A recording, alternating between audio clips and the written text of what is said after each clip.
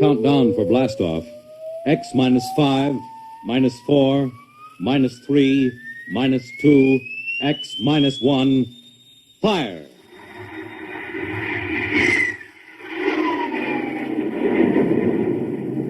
From the far horizons of the unknown come transcribed tales of new dimensions in time and space. These are stories of the future, adventures in which you'll live in 1,000,000 could-be years on 1,000 would-be worlds. The National Broadcasting Company presents X minus 1.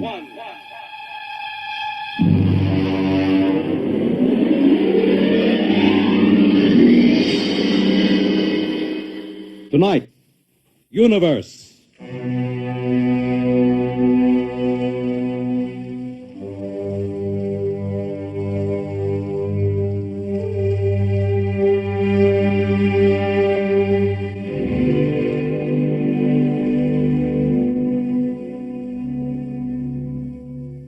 We are just beginning to discover how boundless our universe really is.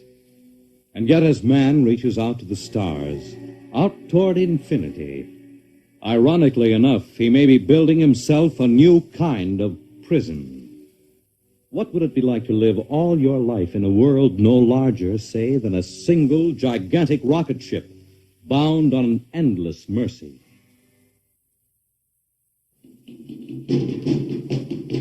Hugh, look out! You all right? Yes, just missed me. What was it? A mutant with a slingshot, I think. Must have dashed down that passageway. Want to go after it? Oh, we'd never catch it, Alan.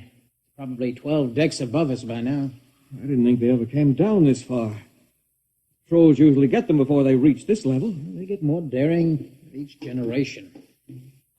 This would look like a female. Male or female, it might have killed us. I told you this trip was pure foolishness, climbing 24 deck levels to hear a crazy old man rave. All right, Alan, we're almost there now. Let me see, compartment X, 15, level 24. This is the place. This area smells as if it hadn't been visited by a sanitation crew for generations. This part of the ship is almost deserted. Yes? Is this the compartment of John the Witness? Who are you? My name is Hugh Hoyland, cadet from Scientist Barracks. This is my friend Alan Mahoney. What do you want of John the Witness? Well, only to talk. Are you a believer in Jordan? Naturally. I have heard that there are those among the younger scientists who doubt the word of Jordan. To doubt is death. We're not heretics. Ah, enter.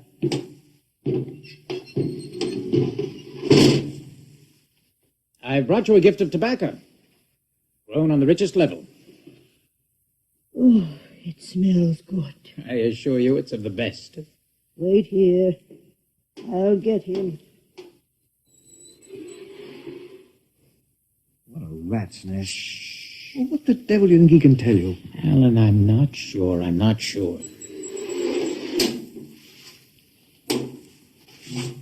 Well, Are you John the Witness? I am. Good evening to you. I'm Hugh Hoyland.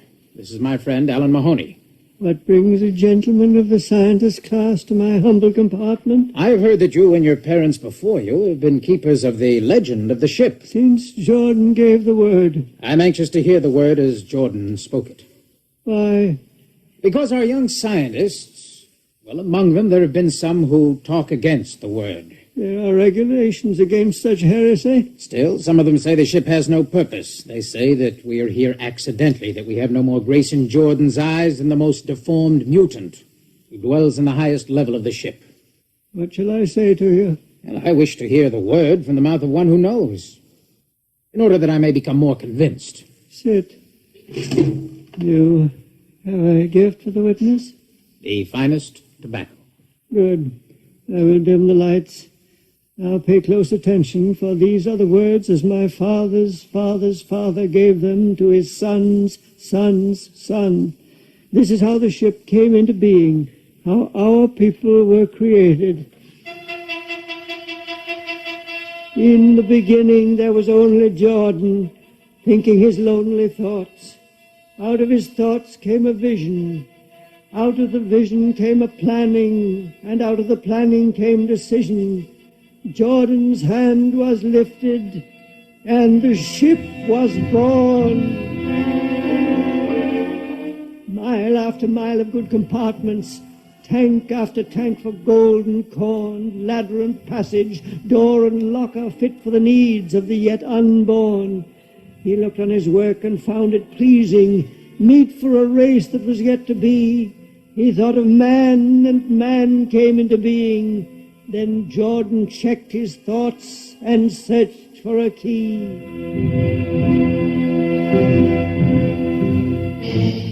Man untamed would shame his maker. Man unruled would spoil the plan. So Jordan made the regulations, and order came to the works of man.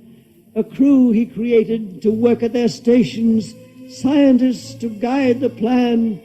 Over them all he created captain, made him judge of the race of man.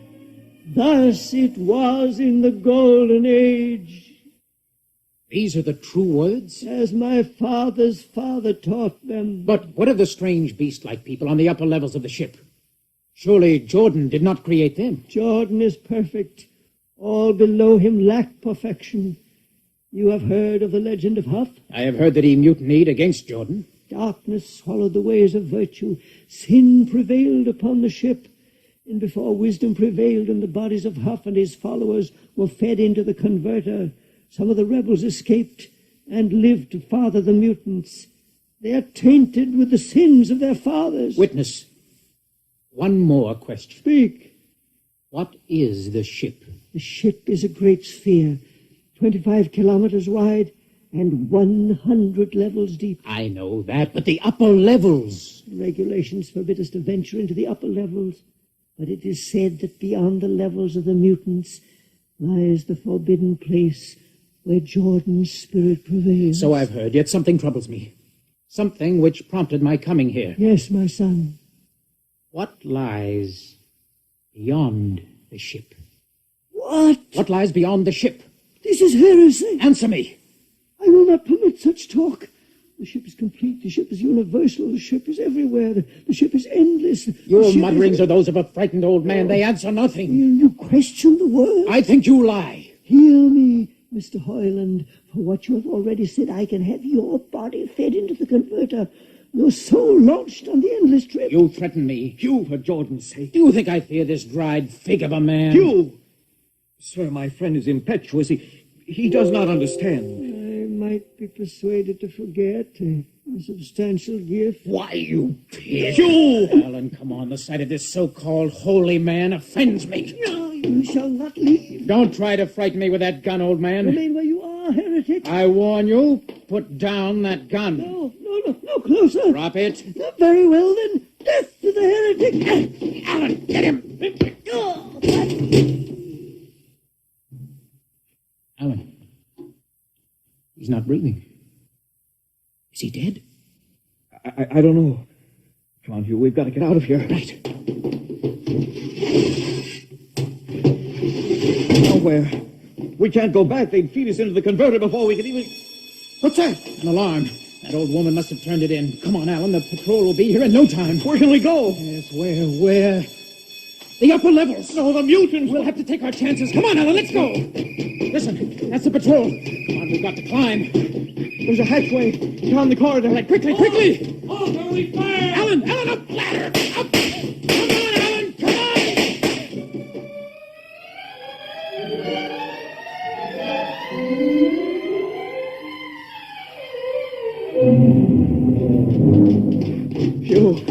Hugh, wait.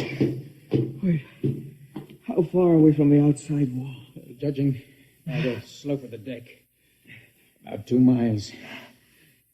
Alan, let's try this passageway here.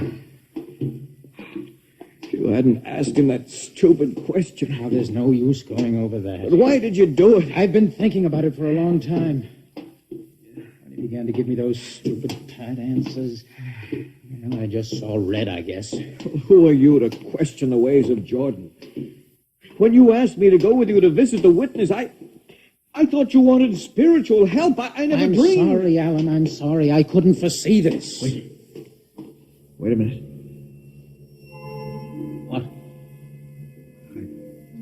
I saw something move. Near that bulkhead. I don't see anything. Maybe my eyes are going bad. Listen! You behind us! Alan, look out!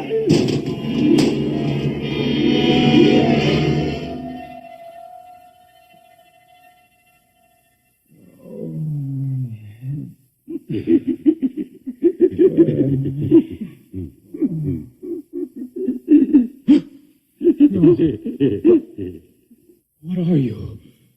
Put away that knife. Keep away from me, you. Don't kill him. Not yet. Who are you? You must forgive my friend Bobo. Like so many of my people, he's rather impetuous when members of the so-called super race are concerned. Who are you? What place is this? As you can guess, from my leg, I'm a mutant. Mutant. Where is Alan? Your friend is dead. Dead. I was not able to restrain my people in time to save him. Why don't you destroy me and get it over with? We do not kill for pleasure, Mr. Hoyland. Only when necessary. You know my name? I read your identification tag.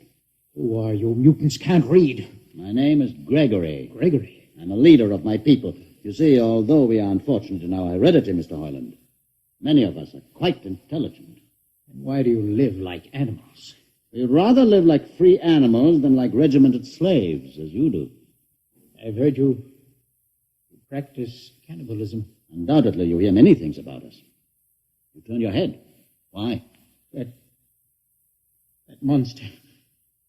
I've never seen a creature like him. Bobo is an unfortunate. He was born without the power of speech. How can you tolerate such a monstrosity? We've learned to live with difference. If we began to destroy our imperfects as you do on the lower levels, there would soon be no one left. It violates the regulations. The word of Jordan You know, states Mr. specifically Hoyland, that- your people are really quite primitive and barbaric. You dare say that to me? I dare say a good deal more. Let us go to my compartment and speak further. I'm always interested in information on the lower levels. I'll give you no information. Bobo. Mr. Hoyland in my cabin, please. I advise you to go quietly, Mr. Hoyland. Bobo has a hatred of superior beings, which is unfortunate, but quite understandable. Proceed.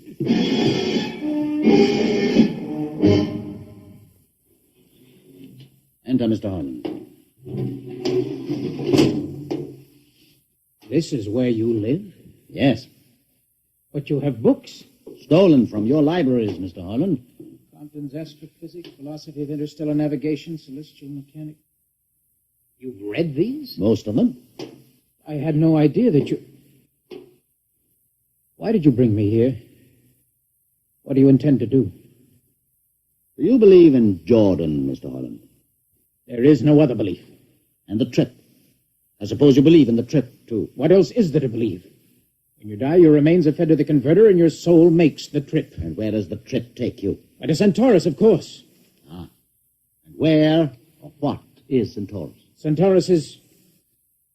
Mind you, I'm just telling you the orthodox answer. Centaurus is where you arrive when you've made the trip. A place where everybody is happy and where there's always good eating. And you believe this? Well, the peasants believe it literally, but many of the younger scientists, like myself, know it is figurative and symbolic. Why do you ask?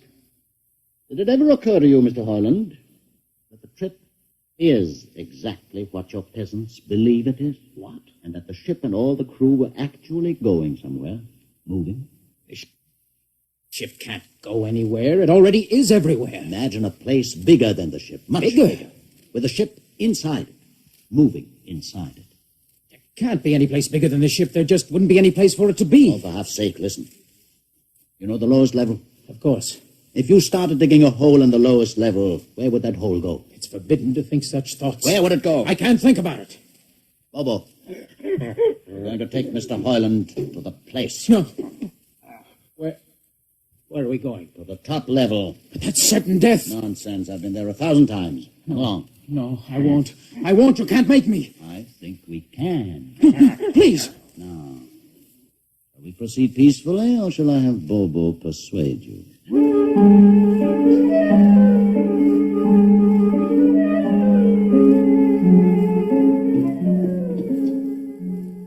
the door, Bobo. Inside.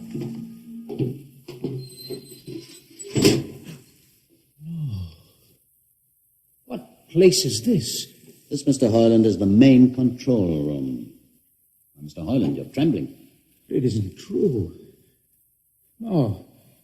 No, there's no such place except in mythology. Ah, you younger men are so wise, Mr. Hoyland, except for one thing. This happens to be the main control room of the ship. Main control?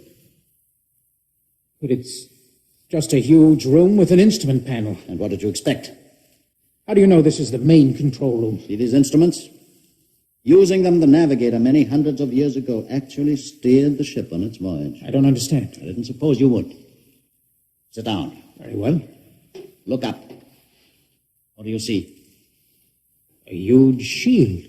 Watch it for one moment, Mr. Hoyland. You're going to see something that few of us have ever been privileged to witness. What are you doing? I'm dimming the lights. Don't be frightened. Keep your eyes focused on the shield above us. Ready? Watch.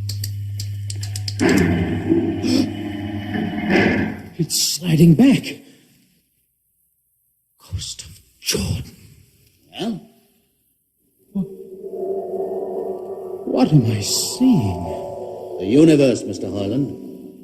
The universe in all its beauty. The stars, the planets, the suns and moons and constellations. No. No, it can't be. The ship is the universe. There is nothing but the ship. Yeah, but there it is. You see it before your eyes, spread out like a canopy of glory. Do you still deny it? Answer me, Mr. Hoyland. Do you deny it? No. No, I can't deny it. They've lied. They lied to all of us. Good. I have showed this to others of your people whom we captured, and though they saw it before their very eyes, they would not believe it. Please tell me all about it. Tell me the truth about the ship and about the universe. What are these things? How did this come about? Many thousands of years ago, on a planet like those you have just seen, a planet called Earth, a scientist named Jordan decided to build a ship that would carry men from one planet to another. For many years, Jordan and thousands of others studied and planned. And when they were finished, they built the ship. A ship so large that it had to be assembled in its own orbit beyond a place called the moon. 60 years it took them to construct. And when it was finished, a whole new science had been conceived. Then the trip was begun. The trip that was to land a colony of Earthmen on a far-off planet called Centaurus, millions of light years beyond the furthest planet ever reached before. How do you know these things? Among my books are the log, which Jordan himself kept, and the records of the journey for the first 40 years. What happened? There was a mutiny. A man named Huth led a rebellion of those who wanted to turn back. In the struggle, the navigators were killed. The crew fell into a state of anarchy. In the years to follow, small groups of men tried to organize the ship for navigation, and each time they failed. Finally, the whole idea was abandoned. And so, for centuries, we have swung in space, unmanned, undirected, living in a lost world of our own making, without purpose, without direction. Why have you told me this? Can't you guess? You want to finish the trip. Yes, but I can't. You can't. Look at me, Mr. Hoyland. You see, a mutant, a man with a twisted leg. My people are outcasts, condemned to death if we so much as set foot in the lower levels of the ship. The main drive is in the lower levels where my people are forbidden to go. No. It would mean that both our people would have to work together. Our differences encouraged rather than denied. All right. I'll see the captain himself. I have an uncle on the Central Board. I'll tell him what I've seen here. And do you think he'll believe you? Send one of your people with me. That's asking a good deal. I'm risking a good deal by going back. Very well. Bobo will go with you. Bobo? He can't talk. There will be no need for talk. I will write a message guaranteeing safe conduct for a group of unarmed scientists to visit the main control room. Bobo will take you safely through our territory. What happens when you reach your own level is up to you.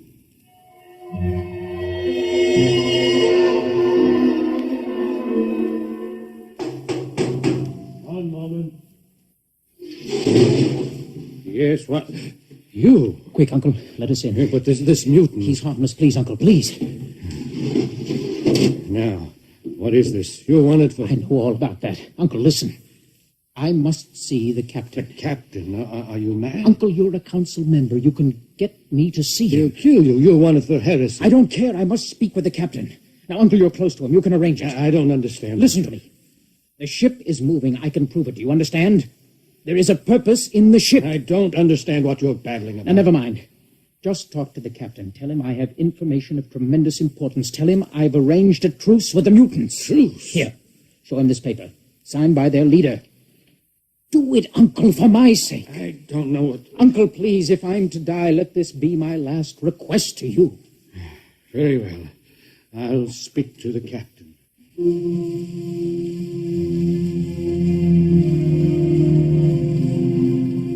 And you say, Mr. Hoyland, that you saw this with your own eyes? I swear it, Captain. I swear it on the word of Jordan. Let me see the paper again. Commander Erst, what do you think? I don't know, sir. It might be a trick. I guarantee you safe conduct. If these things are as Mr. Hoyland reports them, it would pay to risk a few lives. The man is a convicted heretic. Still, we must not discount his word. He has a safe conduct, and the mutant risked its life coming with him. I think we might investigate. Captain, you mean you will do it?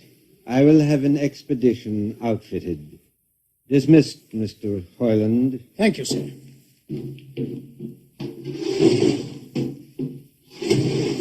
Captain, do Commander you... Erst, Sir.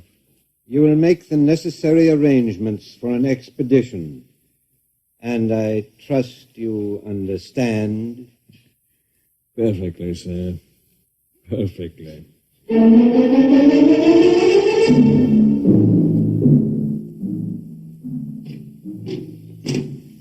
Lieutenant. Mr. Harlem? You better halt your men here. This is the spot.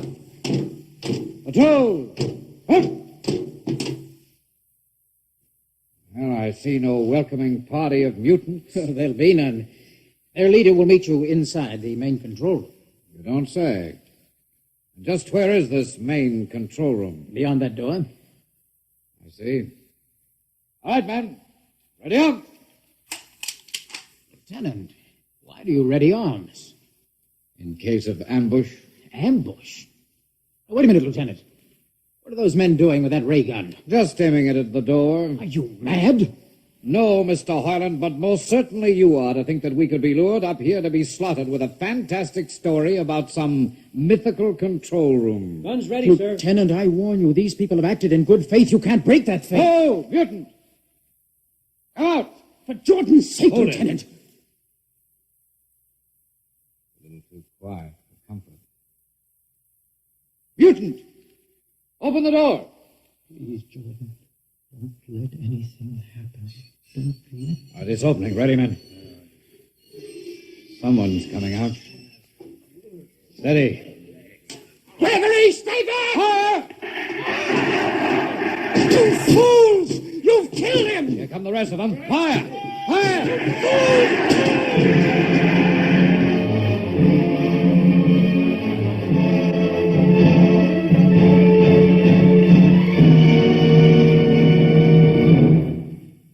That should teach them a lesson they won't forget. All right, men, inside the room. Come on, Harlan. You're under arrest as a conspirator in this ambush. Ambush, you fool. You blind, stupid fool. All right, that'll be enough. You've been inside this place before? Yes. What's this machinery? These are the controls he would have used to steer the ship. Gone out of his mind, Lieutenant. Steer the ship? Who? The leader, the one you killed. This ugly mutant? This ugly mutant. happened to be a man of true genius. Why, you're mad. Am I? Lieutenant, this man had a vision which would have saved you, but you chose to kill him because you couldn't stand the sight of his difference from you. Shut up, Highland. Don't listen to him, man. You can't shut your eyes, and you can't shut your minds, and you can't shut your ears to this! Roof's moving back! Yes, look! Let the vision of this confound your ignorance and blind your eyes. This is the heritage of stars and open skies, for which men have yearned for centuries. Try to destroy this, and you will only destroy yourselves. Death to the heritage. But I say to you that you can't keep this from our people. They will seek it out. The ship will be manned, and the ship will be steered, and there will be freedom, purpose, and respect for ourselves. This is your heritage. Look upon the universe. Kill him.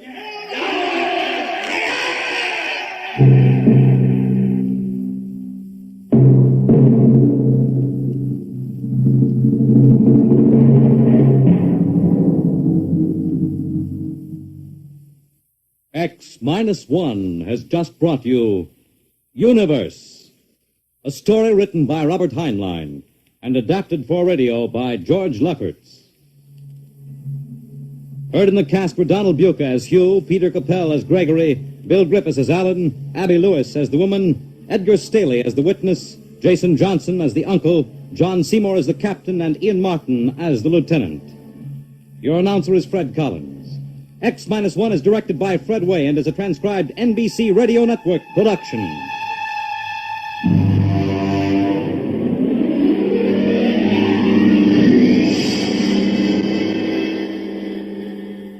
And now, next week we have a strange story to tell. A sweet, blood-curdling little story that is really only 2 sentences long. The last man on Earth sat alone in a room, and then there was a knock on the door. What knocked on that door? You'll find out next week on X minus 1.